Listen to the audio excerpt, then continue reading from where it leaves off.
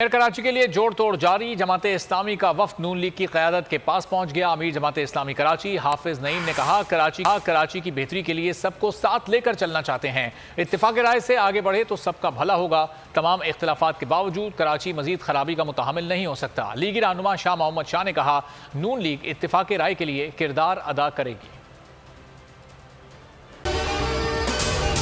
اگر آپ کو یہ ویڈیو پسند آئی ہے تو ہمارے چینل کو سبسکرائب کریں اور بیل آئیکن پر کلک کریں۔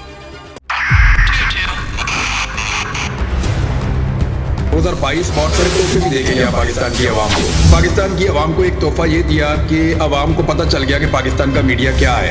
سال 2022 میں سب سے زیادہ دیکھے جانے والا چینل بول نیوز رہا نمبر 1۔ ہم نے بہت سارے شوز اور ٹرانسمیشنز کی، پورا سال مسلسل جدوجہد میں نکل گیا کہ یہ ووٹ آف کانفیڈنس کے پیچھے کون لوگ تھے۔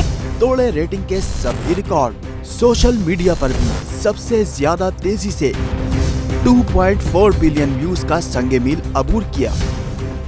اینکرز کو بھی عوام میں سب سے زیادہ مقبولیت ملی اور سوشل میڈیا پر بھی بول رہا سب پر سبسکرائب کریں اور بیل دبائیں تاکہ کوئی خبر رہ نہ جائے۔